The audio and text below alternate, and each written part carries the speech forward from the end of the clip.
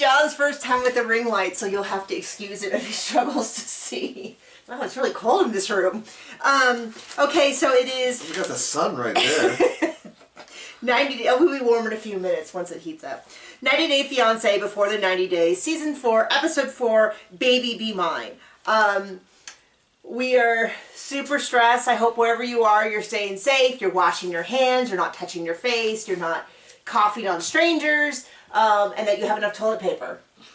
So good luck with that. We are trying to do a million videos, a podcast, our taxes, writing, all today. So we're going to start with, who do you want to start with? Ascending order of messiness. How about Dave? Who's Dave? Dave is the guy who has been paying to talk to some Ukrainian man who is scamming him. Oh, yeah. So the idea is he's on. So a couple weeks ago I said, oh, the dating sites seem a little bit more legitimate, and one of the commenters, not this one. One of the commenters was like, oh no. Now I get it, which is he is clearly not talking to a woman. He is talking to someone who owns or works for this dating website because they have to pay per chat. He's basically paying for a sex. You have video chat. They do. Just not audio, remember? Were you watching? No. No. So you weren't watching it. I have a TV playing. No, I must have missed that. There was video chat? I didn't see it. Well, it didn't show any, but he said there was. It just doesn't have audio. Oh, but she's too shy? But Remember he said how no. I tried to talk to her, I wanted to talk to her like on FaceTime or whatever, but she said she's too shy and she only wants to chat through the website? Because that's where she's paid. Well, I know, I get that. I'm just saying, how in the world can he not see that? And then like, anyway, he's talking he saw to her his... on video chat, but there's no audio, so... Yeah. I mean, so he's either he's clearly not talking to a real... Maybe she's a real woman, but she's being paid. He spent $100,000, and then even the producers are like, so are any of this cashed? Not cash-aid. Cashed? Like, as in saved. And he's like, no, it all disappears when she logs off. And I'm like, oh, how incredibly convenient, because he can never then check up on her story if she changes something or forgets. And he's like, and the thing is, he's tried to meet her 3 times, and she's flaked. Once she stood him up, no excuse. Stood him up 3 Second times. time, her brother died, and the third time she had surgery. But I mean, like, so this is like if the Yolanda situation, if this went on for 7 years. So I thought, oh my gosh, I can't believe Yolanda's doing this. Dave is, I don't even know. You don't even think this is real. You think that he just wants to be on TV for some reason. He just wants attention or something. Yeah. So then he's like talking to Anya, who doesn't like Lana, which I'm guessing is like, dude, she's fake. I mean, it's just ridiculous. So he's going to go there, and this time he is sure that he is going to... And then he's like, talks to his friends, and he's like, well, you came from the Ukraine. And she's like, yeah, but you didn't have to pay $1 a minute or whatever to talk to me. I mean, it's just ridiculous. I mean, it's just... I just wrote sick next to it. I can't even. Okay? Then there's Darcy, and this is not a real relationship. I don't even want to talk about them. This is her trying to get on TV. Yeah. I'll tell you what, she looks better without any makeup than she does with makeup. It seems like every decision she's made has been poor. She acts like a crazy person, and she looks like a crazy person. The decisions that she has made, and I said you can't even say that it was botched because her sister has the exact identical procedures. Like, this is a choice they've made to look that way, and it's not something I understand. That's all I'll say about that. Stephanie and Erica. Erica has a labyrinth tattoo, so I'm a fan. It's my favorite childhood show. Anyway, she's like, well, I didn't tell her why I was going. And Erica's like, oh, so she wasn't suspicious? And she's like, no. And I'm like, did we watch the same mother? Because that mother was very suspicious and confused and did everything of like holding her down and being like, tell me the truth. And I find this person not at all interesting, so I'm not going to comment. And it's just on YouTube. It just feels like it's all a push. I mean, it just feels like it's like such a YouTuber thing. And I just find it all very confusing. So like, has she never discussed any of this on her YouTube channel? How does, I don't know. Avery and Ash, somehow I missed them actually. I mean, I've seen it in the like coming up, but somehow I missed the actual meaning. And then they clarified. So she had said before, see, I thought when we watched this show, I thought it would be all Americans being screwed over by strangers in other countries. The truth is, these Americans, in general, not all of them, are lying and being deceitful and are shady just as much as... It seems to be that in every pair, there's this huge issue.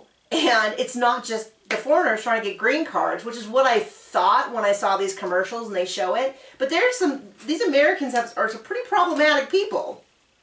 So anyway, so it comes out that she ghosted him. He got her these bracelets that said they love each other, and she just disappeared. And I was like, that was not, in all of these weeks of like, I don't know if he's just too perfect. She never mentioned once that one of the breakups they had, she just ghosted on him. So now I'm like, maybe he's not maybe they're well matched. I don't know. This is all so weird to me. So then we have, let me just make sure I didn't miss anyone. Dave, Stephanie, Darcy. Okay, so now we're getting into the ones that we really saw the most of this episode, which was, I'll start with Ed and Rose, which is, I find the way he treats her like would he treat a woman who was his own age? Would he be like, oh, so you went to a party with boys? And it's like, you're not some young flowering virgin who's never been with a woman.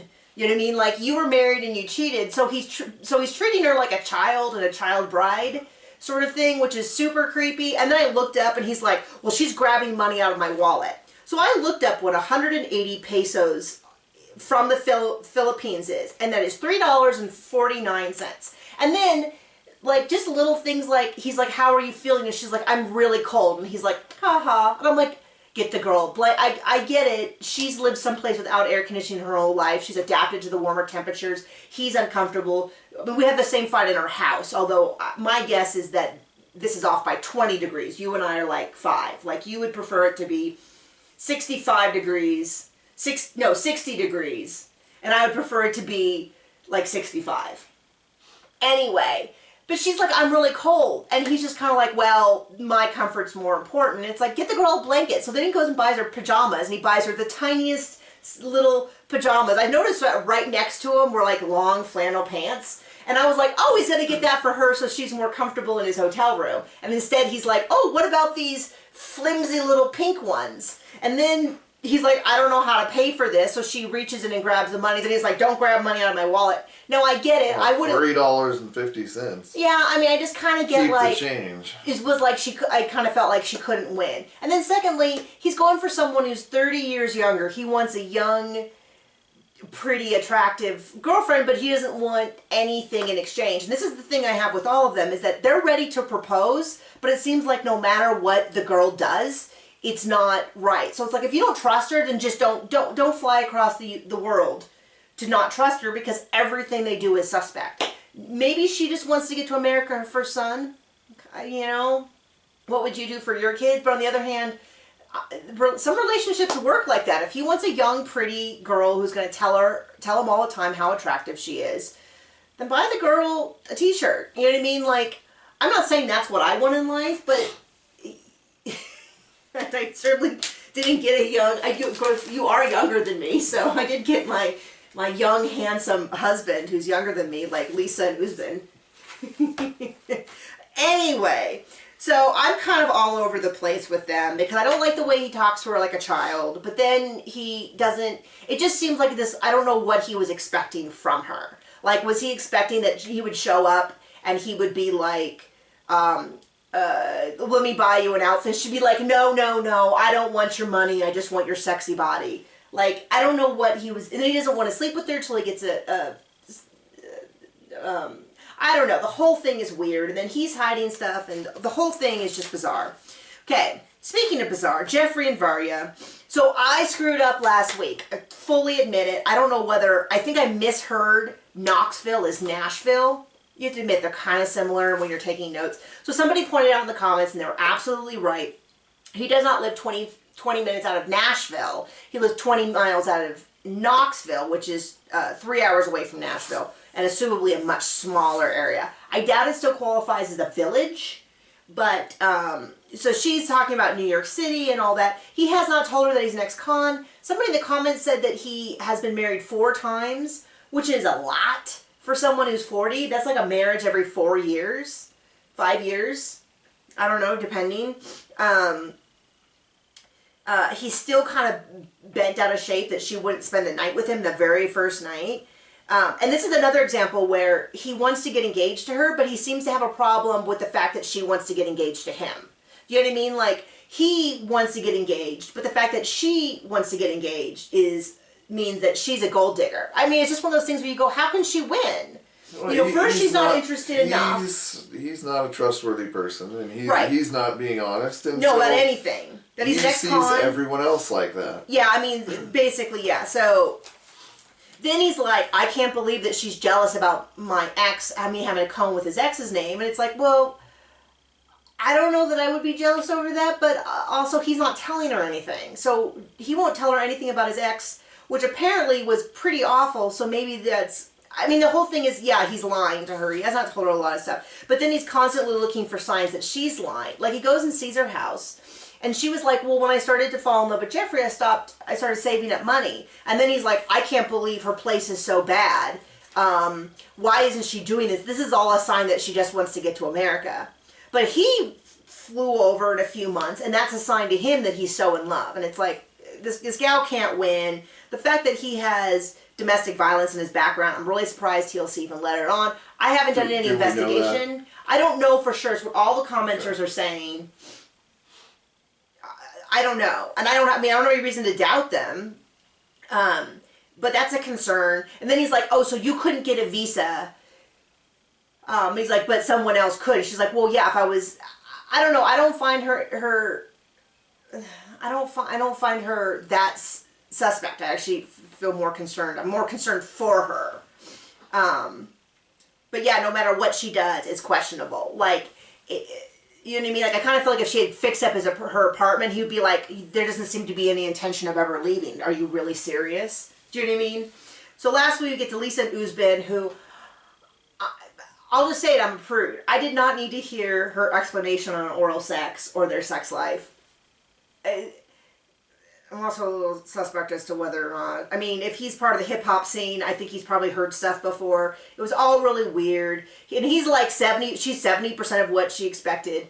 The way she acts in front of his friends and family, if I was dating someone, I would not be particularly happy with that. Like, they show the thing where she's telling him to shut the F up to his music collaborator. I don't really know who it was, producer, whatever.